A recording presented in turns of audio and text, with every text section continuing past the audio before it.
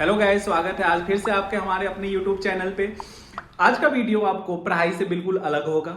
आज मैं पूरे 2 साल के बाद अपने घर जा रहा हूँ। पिछले 2 साल में मुझे बिल्कुल भी टाइम नहीं मिल पाया था कि मैं अपने घर जा पाऊँ। कभी मेरे एग्जाम होते थे या कभी बच्चों के एग्जाम होते थे। बच्चों के एक बार एकेडमिक सेशन शुरू हो जाता है तो कभी उनके टेस्ट, कभी फर्स्ट टर्म, कभी UT1, कभी UT2। तो इसी में हमारे टीचर को पूरे साल लग जाते हैं। तो इस तरह से सेक्रीफाइसेस करने पड़ते हैं आपके अच्छे नंबर के लिए। एक टीचर का जॉब लोग कहते हैं कि बहुत आसान होता है, बहुत मज़े की जॉब है। बिल्कुल ऐसा नहीं होता है। हमें बच्चों के फ्यूचर के बारे में ये एक हमारी रिस्पॉन्सिबिलिटी बनती है कि हम बच्चों के फ्यूचर के साथ ना खेलें। तो ये हमारा एक फ़र्ज हो जाता है। जैसे पुलिसमैन का फ़र्ज होता है देश की रक्षा करना, उसी तरह से बच्चे भी हमारे देश के भविष्य हैं। तो हमारा भी फ़र्ज होता है कि बच्चों के भविष्य के साथ कोई खिलवाड़ ना करें। तो इसीलिए हम पिछले 2 साल से घर बिल्कुल भी नहीं जा पाए। इस बार पूरे 2 साल के बाद घर जानते हैं, काफ़ी ज़्यादा एक्साइटेड फील कर रहे हैं। तो आपको मैं अपनी पूरी रास्ते की जर्नी दिखाऊंगा कि किस तरह से 2 साल के बाद जाने के बाद कितना ज़्यादा एक्साइटेड हो चुका हूँ। मेरा बैग तैयार हो चुका है, तो अभी हम ट्रेन पकड़ने के लिए निकलने लगे हैं। ठीक है, आगे की पूरी सफ़र आपको दिखाऊंगा अपने घर का। फाइनली रात में मैं अपने 2:30 बजे ट्रेन पकड़ने के लिए अपने स्टेशन आ चुका था, जो कि जालंधर कैंट है। अभी ये अंडर कंस्ट्रक्शन है, तो इसीलिए आपके पूरे स्टेशन टूटे हुए नज़र आ रहे हैं। फिर धीरे धीरे हम अपने ट्रेन की वेट कर रहे थे। कुछ ट्रेनें निकल रही थी, कुछ आ रही थी। तो 2:30 पे हमारी भी ट्रेन आ चुकी थी और हम फिर धीरे से अपने ट्रेन में सामान के साथ बैठ गए। अब आगे की जर्नी बताएंगे आपको। फिर रास्ते ट्रेन का सफ़र टोटल 24 घंटे की थी। तो बीच बीच में हम अपने पूरे टाइम टेबल के हिसाब से, जैसे हम घर पे काम करते हैं उसी तरह से एक्टिविटी के हिसाब से काम कर रहे थे। अपनी स्टडी के साथ साथ सफ़र की जर्नी चली जा रही थी। दिन हुआ, फिर रात आई। फिर रात होते ही सारे लोग अपने अपने सीटों पे जाके, A1 हमारे कोच थे तो सबके अपने पर्सनल कोच थे। कभी फिर मैंने अपने कुछ सीरीज़ लेके डाउनलोड करके गए थे। स्टडी करने के बाद कुछ नोट्स बनाए, नोट्स के बाद सीरीज़ देखा। सीरीज़ ऐसे ही टाइम पास होते चले गए और सफ़र में हम आधे रास्ते तक आ चुके थे। फिर उसके बाद आगे की जर्नी में हम ये बताएंगे कि ये कैसे सफल हुआ। आज की डेट में इतने रिलैक्सेशन की तरह से क्यों चल पाते हैं। कभी ये जर्नी इतना आसान नहीं होता था, क्योंकि फर्स्ट AC का सफ़र करना ये एक सपना जैसा होता था। जब भी ट्रेन पकड़ते थे तो हमेशा जनरल कोच में जाते थे और सोचते थे कि ट्रेन में ये अलग सा एक कोच किसके लिए लगा हुआ होता था। जब बड़े हुए तो पता चला कि इसका रेट जो है, फेयर जो है, काफ़ी महंगा होता है, ये अफोर्ड नहीं कर सकते हैं। लेकिन मेहनत कर करके आज के टाइम पे जो चीज़ें आप सोचे होते हो ज़रूर पूरा होता है। इसीलिए कहा जाता है कि आपको अपने सपने के पीछे भागना चाहिए, ना कि किसी और के पीछे। यदि आप अपने सपने के पीछे भागोगे तो आपको हर वह चीज़ें हासिल होंगी जो कभी किसी चीज़ के लिए आपने सपने देखा हुआ था। तो हमेशा मोटिवेटेड रहो, हार्ड वर्क पे बिलीव करो और हार्ड वर्क करते जाओ। हर वो चीज़ें आपको आसानी के साथ मिलते चली जाएंगी जो आपने सोचा। तो घर पहुँचे, उसके बाद होली का फेस्टिवल आ गया था। फिर हम सब ने अगले दिन होली के फेस्टिवल सेलिब्रेट किए। होली के फेस्टिवल सेलिब्रेट सारे फैमिलियों के साथ काफ़ी टाइम के बाद मौका मिला। बिहार में एक रिवाज है कि जब भी आप होली खेलते हैं तो अपने से बड़ों को पैरों पे अबीर लगाते हैं और जो बड़े होते हैं वो आपको अलग से अबीर गालों पे लगाते हैं। ये एक रिवाज हमेशा से चला आ रहा है। तो काफ़ी टाइमों के बाद होली घर वालों के साथ खेल के काफ़ी ज़्यादा अच्छा लगा। और एक चीज़ मन में आया कि जो घर कभी सुनसान खालीपन लगता था, वो घर में एक रौनक सी आ गई थी। तो ये फील हुआ कि नहीं, चाहे आप लाइफ में कितना भी बिजी हो जाओ, आपको अपने फेस्टिवल के लिए घर जरूर आना चाहिए। इस तरह से होली का फेस्टिवल भी एंड हो गया। फिर अगले दिन मैंने काफ़ी टाइम से सोचा हुआ था कि सत्यनारायण भगवान की पूजा करनी है। तो फिर हमने अगले दिन सत्यनारायण भगवान की पूजा की सारे फैमिली के साथ बैठ के।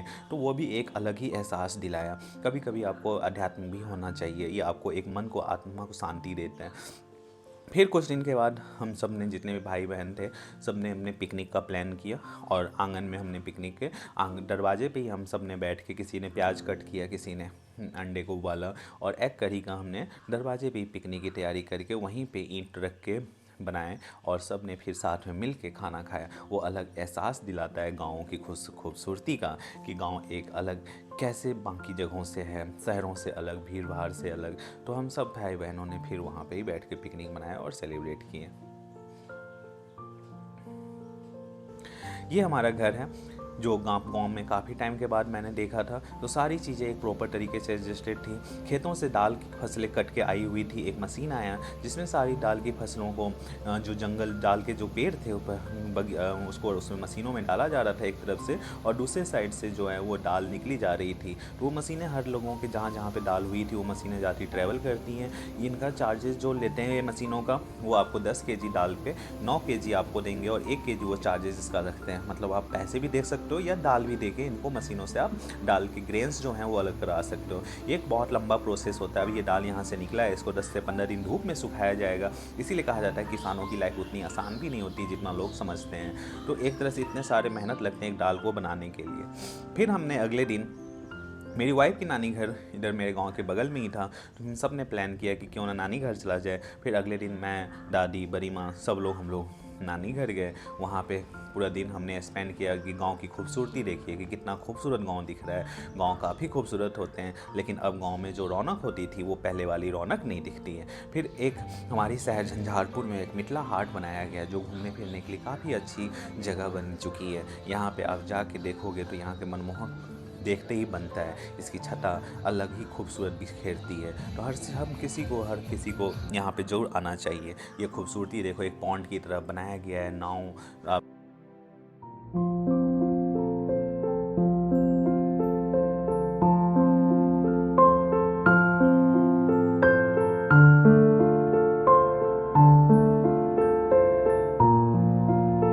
अब मैं आपको अपने गांव के, अपने घर के वर्णन करूंगा कि अपने गांव का घर हमेशा हमारे दिल में विशेष स्थान रखता है। यह न केवल हमारे बचपनों की यादों का हिस्सा है, बल्कि यहाँ की हर गली, खेत और पेड़ में एक अनमोल धड़कन समाई हुई है। गांव की सादगी, शांति और प्राकृतिक सौंदर्य हमें निरंतर प्रेरित करती है। तो ये गाँव की खूबसूरती होती है। ये हमारे दरवाजा हैं, गाड़ियाँ लगी होती हैं, 2 घर में गाड़ियाँ हैं। जब किसी को ज़रूरत होती है तो अपने रिक्वायरमेंट के हिसाब से गाड़ी लेके जा सकता है कहीं भी। तो ये आम का पेड़, नींबू का बगीचा, ये सारी चीज़ें हमारे दरवाज़ों पे लगा हुआ है। अलग से आप देखो इसकी खूबसूरती का कि कितने खूबसूरत तरीके से यहाँ पे सारी चीज़ें एडजस्ट तरीके से रखी हुई हैं। ये हमारे माल जाल रखने के लिए एक छोटा सा घर बनाया गया है। 2 गायें आपको दिख रही हैं, ये सब दरवाज़ों पे ही हमारे रखे हुए हैं। 2 गायें, वहाँ पे लहसुन, प्याज की खेती प्रॉपर, टमाटर, बैगन, ये सारी चीज़ें दरवाजे पे मेरे बड़े पापा ने लगा के रखे हुए हैं प्रॉपर तरीके से। रोज़ इसकी केयरिंग करते हैं और वाटरिंग करते हैं, तब ये हरा भरा दिखता है। 2 खूबसूरत गाय के बच्चे हैं जो आपको खूबसूरती का दिखा रहे हैं, हरे हरे घास फूस खा रहे हैं। तो ये थी हमारी गांव की पूरी खूबसूरती जो मैंने आपको बताया। ये हमारे दरवाजे से आंगन जाने का रास्ता है। यहाँ से हम लोग दरवाजे से, मेन एंट्री थी, मेन एंट्री से ये इस तरह से हम लोग आंगन जाते हैं। ये हम लोग का आंगन का रास्ता है। दरवाजे से होते हुए जितने भी बाहर के लोग आते हैं वो दरवाजे पे बैठते हैं, और आंगन है ये हम लोग का। तो दरवाजे पे जो लोग बैठे होते हैं उनको आंगन से ये सारे खाना पीना, चाय पानी जो होती है वो जाती है।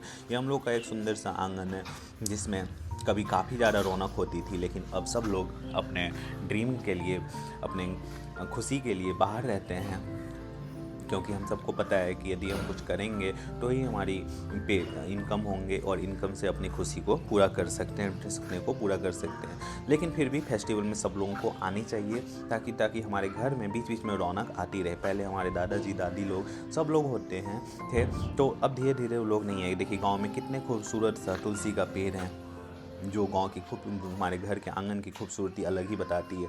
हमारे घर के पीछे एक छोटा सा बगीचा भी है, जो बगीचे में हमारे नींबू, केले और आम के पेड़, फूलों के बगीचे, ये प्रॉपर तरीके से मेरे दादी ने बड़े मेहनत से, दादाजी ने और दादी ने इसको पाला हुआ है और संभाल के रखा हुआ है चारों तरफ से। ये हमें कभी भी आम के लिए, नींबू के लिए, ये केले का पेड़ है जो आपको प्रॉपर बगीचा आपको यहाँ पे दिख रहा है।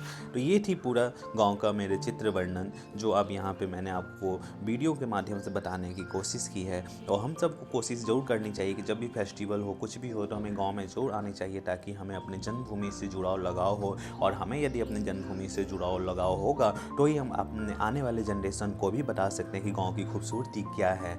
धन्यवाद आप सबको वीडियो देखने के लिए।